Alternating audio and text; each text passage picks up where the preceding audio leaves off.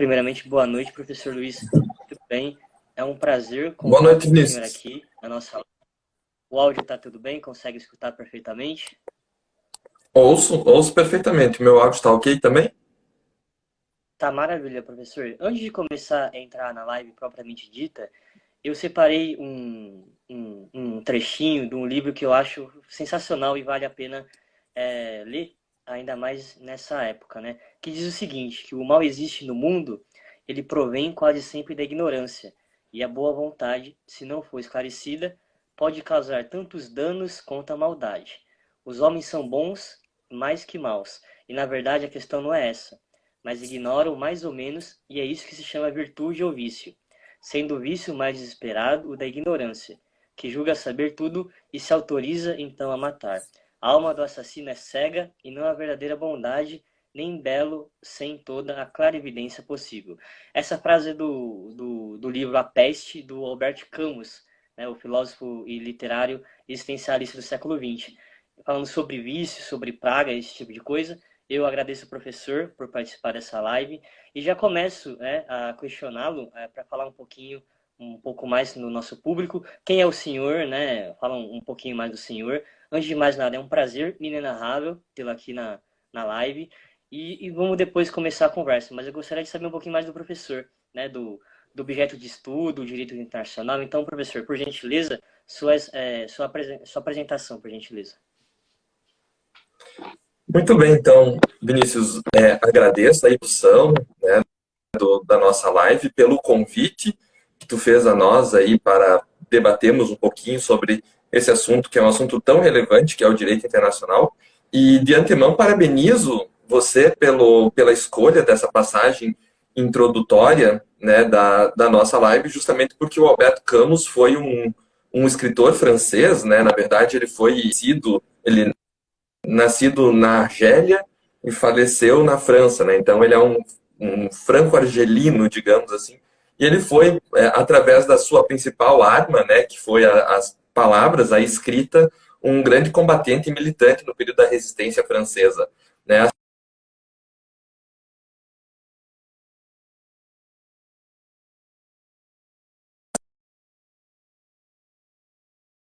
Que é considerado o pai do direito internacional, Immanuel Kant e tudo mais, né? Nós damos também esse crédito ao Albert Camus aí por ter colaborado com o pensamento da área do direito internacional, né? Então, essa é só a primeira introdução. E conforme a tua solicitação, Vinícius, para eu falar um pouquinho a respeito da minha pessoa, antes de mais nada, o que acontece? Eu sou formado em Direito no ano de 2006, né? E desde quando eu estava na faculdade eu já tinha esse meu interesse em fazer com que a minha vida se enveredasse para a área do direito internacional. Eu acabei fazendo uma especialização em relações internacionais, uma especialização em comércio internacional e dois mestrados, um em direito internacional e um em direito da integração, né?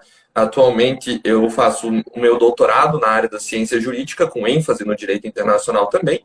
Sou professor universitário e na área do direito internacional desde o ano 2007.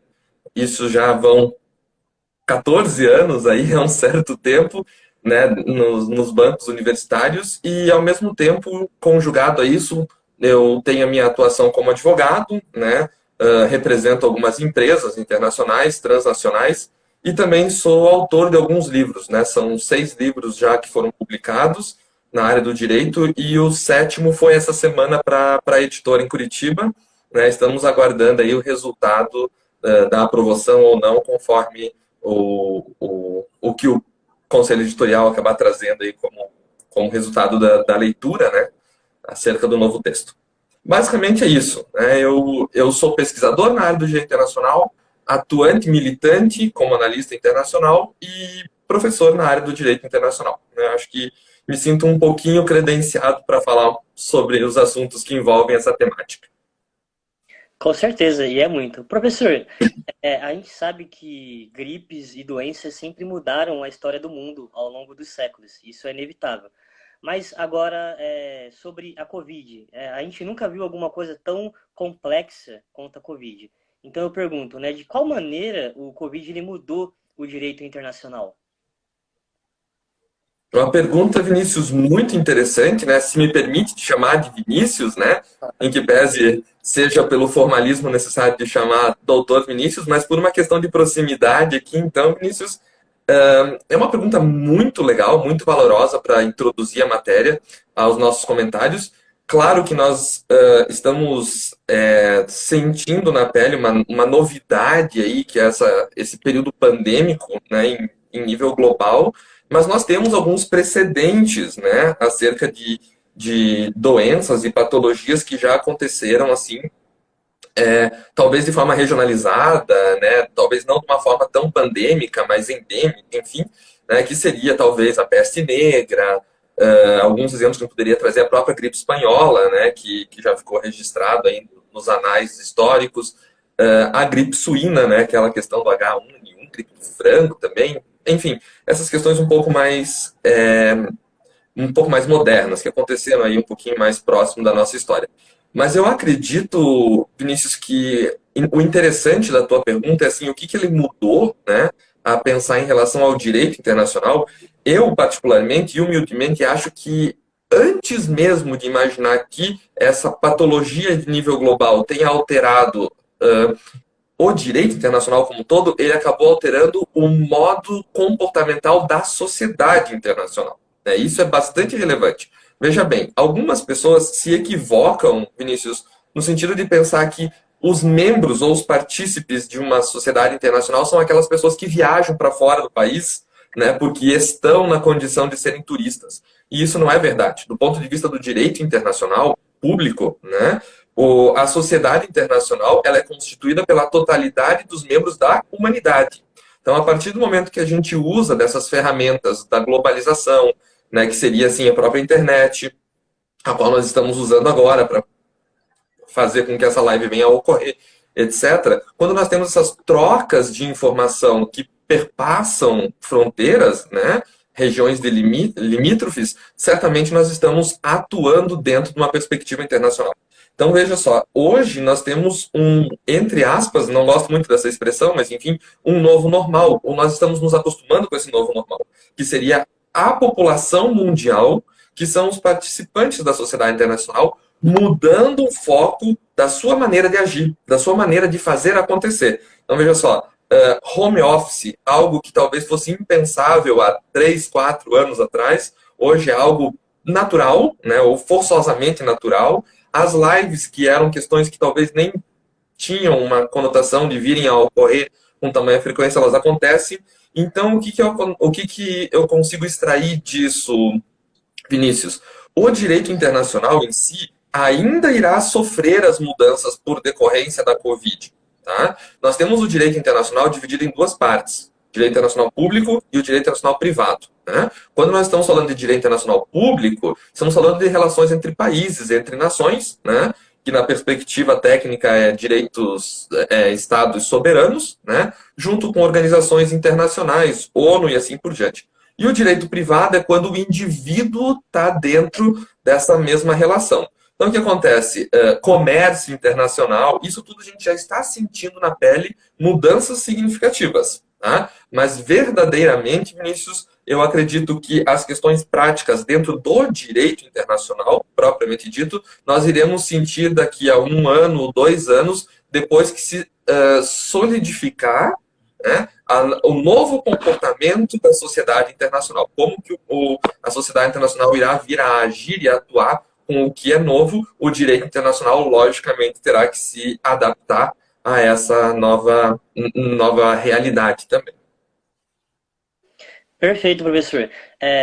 Ensejando nessa sua resposta, eu também gostaria de saber como que funciona a relação e hierarquia, né, entre países e essas organizações internacionais. Elas têm força soberana num país? É apenas consultivo? Como que fica essa relação? E uma outra pergunta já no meio, já que o senhor falou de globalização, se a globalização ajudou ou piorou o combate ao Covid? Perfeito. Então, é o seguinte, Vinícius, esse primeiro questionamento teu funciona da seguinte forma. Talvez a grande maioria dos nossos ouvintes aqui sejam da área do direito internacional, do direito, né, em sentido amplo. Então, o que acontece? nos é ensinado nos bancos universitários que existe uma linha de hierarquia de normas, né? Uma vale mais, uma vale menos, segundo aquela base bastante clássica da pirâmide keynesiana. Mas o direito internacional ele tem uma característica totalmente distinta, né? Não se tem hierarquia dentro do direito internacional porque não existe sobrevalência uns aos outros, e sim o consentimento, ou seja, parte-se do pressuposto que no direito internacional leva-se em consideração a soberania, a independência das nações, né? E elas mantêm as suas relações tratadistas umas junto com as outras, independente da sua capacidade política, da sua capacidade econômica, todas têm o mesmo valor, né? Pelo menos do ponto de vista teórico-jurídico, né? Talvez na prática não acabe vindo a acontecer, lamentavelmente, como deveria. Mas é assim que a questão funciona. Então, a primeira parte da resposta é que não há hierarquia, tá? Não existe hierarquia entre nações ou entre sujeitos de direito internacional público. Veja bem, quem são os sujeitos de direito internacional público? Ademais dos estados soberanos, que são, assim, a menina dos olhos do direito internacional, nessa questão, nós temos também as organizações internacionais, né, que são instituições que são criadas pelos estados com um fim específico, né, instituídos através de tratados para questões específicas que envolvem interesses políticos, econômicos e sociais, e a própria Santa Sé, né, que é a estrutura do Vaticano, que também, ao mesmo tempo, se relaciona ativamente com o direito internacional, celebra tratados internacionais, enfim. Né? E o que acontece? Existem duas espécies de tratado, talvez para fins de esclarecimento, deixar mais compreensivo, né, a questão de não haver lei internacional, não existiria uma constituição global, né, alguma coisa nesse sentido. Talvez os tratados internacionais de maior magnitude, Vinícius, que nós temos, talvez, é um achismo da minha parte, mas talvez seria a Carta Constitutiva da ONU, da Organização das Nações Unidas, e a Declaração Universal dos Direitos Humanos, né, onde nós temos aí quase que a totalidade dos países que figuram junto à Organização das Nações Unidas, e elas tendem com a finalidade de alcançar uma paz mundial, né, tanto quanto utópico, mas chegar a esse resultado. Então, assim, como não existe essa hierarquia, né, o que acontece? Por que os sujeitos de direito internacional precisam se amoldar? Esses tratados são contratos, né, onde existem algumas relações interpartes ali, de interesses menores, e tratados normativos. Aí esses tratados normativos, então, Vinícius, é aquilo que mais se aproximaria a uma lei no direito internacional, né? Já que nós não a temos, porque não se pode forçar imperativamente colocar uma nação se submeter a uma determinada regra em razão da sua soberania, existem tratados normativos que tendem a encontrar um limiar comum, né? Um interesse comum de todas as nações para esse fim de progresso da humanidade, de progresso, uma tentativa da paz social, em que pese pareça ser um pouquinho utópico, mas é mais ou menos dentro dessa perspectiva. Eu peço desculpas, mas esqueci da tua segunda pergunta, se tu puder me repetir ela. E a globalização, de certa forma, ajudou a controlar ou a piorar a situação do Covid em âmbito do direito internacional? Então, veja só, essa é uma pergunta bastante polêmica, digamos assim, porque nós teríamos, como analistas internacionais, Vinícius, alguns que defenderiam, né, na condição de ser um colaborador no controle a essa pandemia, e outros justamente ao lado contrário, né? Então, seria uma resposta mais subjetiva.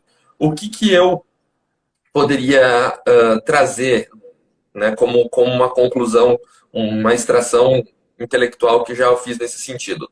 A globalização, né, vejam só, o que é a globalização? Antes de mais nada, seria um instituto, um movimento, digamos um fenômeno, né, que se inicia mais fortemente na década de 90, né, 1990 em diante, e ela se presta para tentar unificar certos comportamentos, né, de direito internacional e da sociedade internacional. Não na condição de padronizar, mas facilitar as trocas informativas, enfim. Né? Tanto é verdade que nós temos como ferramentas do processo de globalização a internet atualmente, que talvez seja a ferramenta de maior troca de informações em tempo real, né? Nós estamos fazendo isso agora. Acredito que nós tenhamos aí pessoas de várias localidades do nosso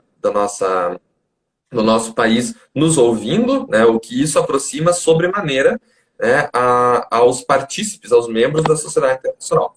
Ao mesmo tempo, Vinícius, nós temos como uma ferramenta que foi adotada para a própria globalização uma linguagem que facilitaria, né, um idioma que facilitaria a conversação entre todos os povos, que seria a língua inglesa. Né? É importante de deixar claro aqui que o inglês não é e nunca foi e nunca na vida será a língua oficial do direito internacional.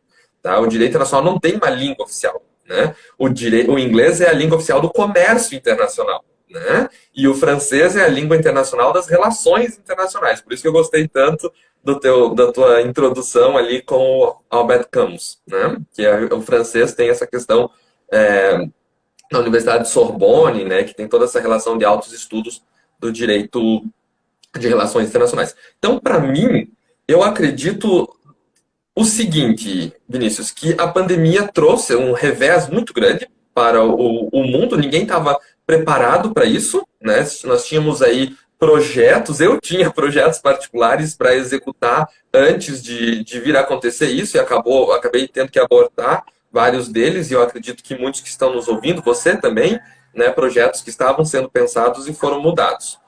Contudo, essa aproximação entre países que decorre do processo de globalização, do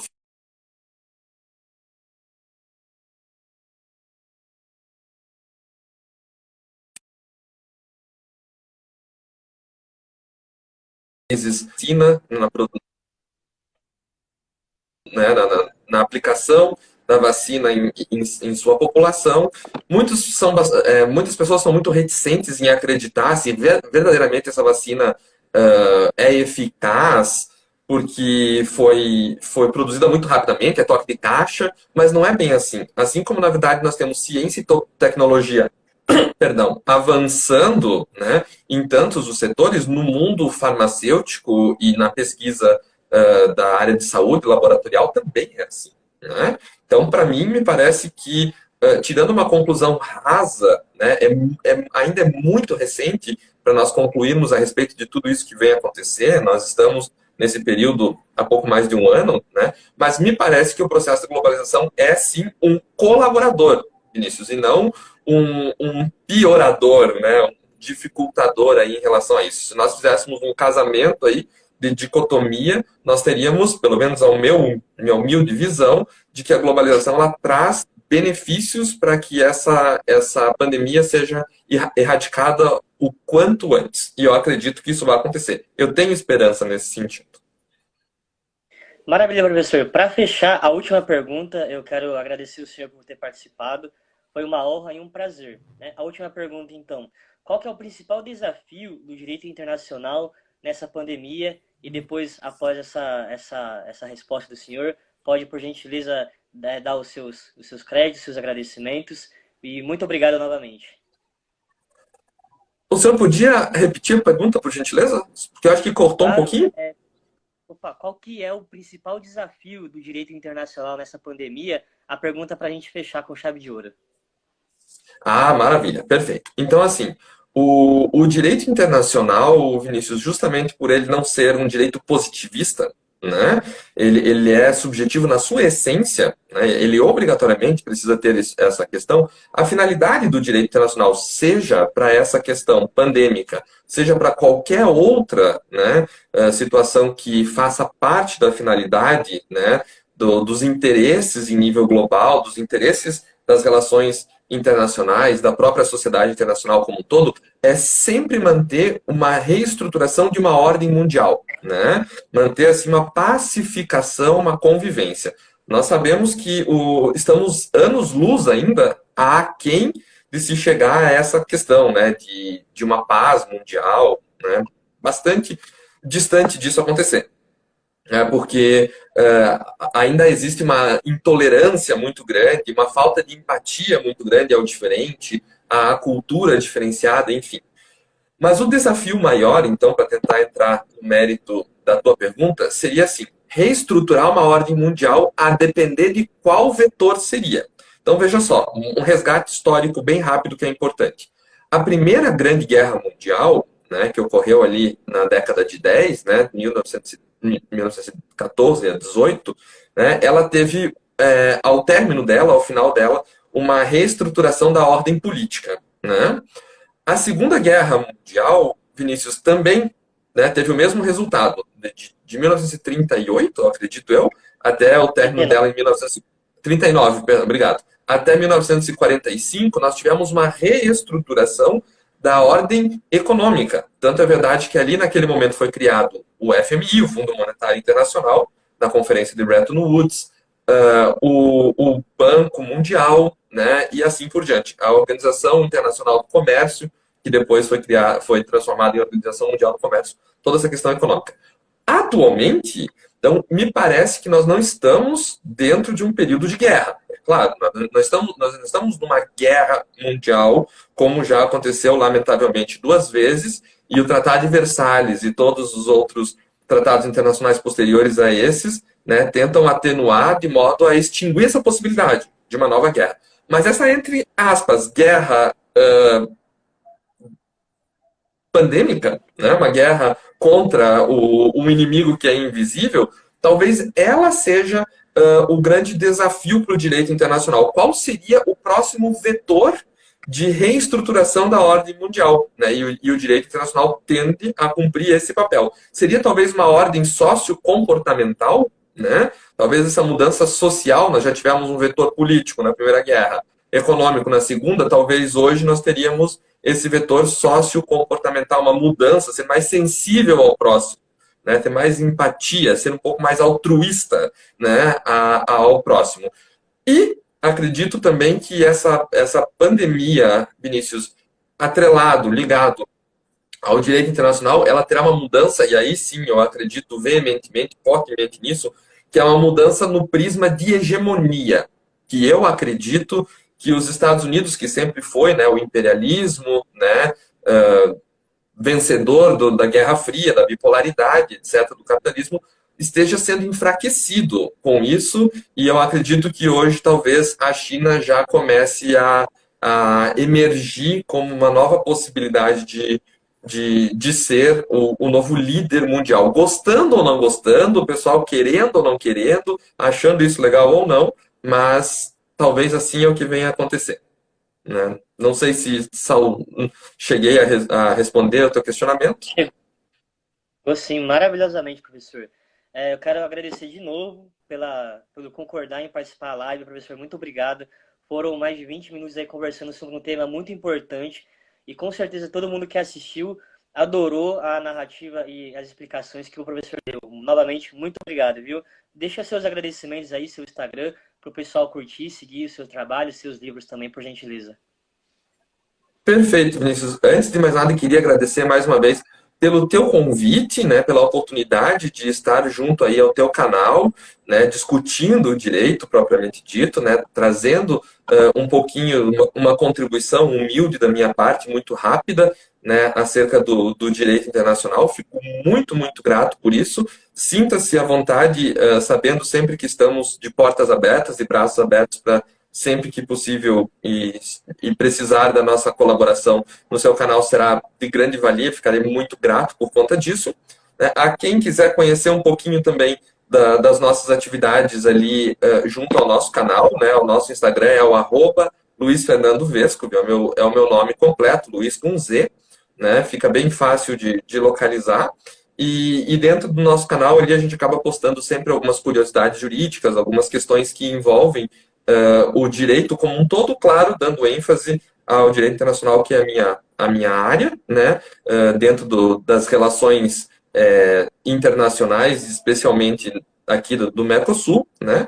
Os nossos livros estão apresentados. Eu tenho também, para fazer o fechamento aqui, Vinícius, o meu site, né, o site que é o www.luisfernandovescov.com.br. Lá tem todas as informações acadêmicas, profissionais, os livros, né, as capas dos livros, e quem quiser encontrar ali facilmente encontra. Tá ótimo, professor. Novamente, muito obrigado e com certeza até a próxima, viu? Obrigado pela gentileza. Eu que agradeço, Vinícius, estamos juntos no que precisar. Tudo de bom, uma ótima semana, até a próxima oportunidade. Obrigado. Igualmente. Valeu.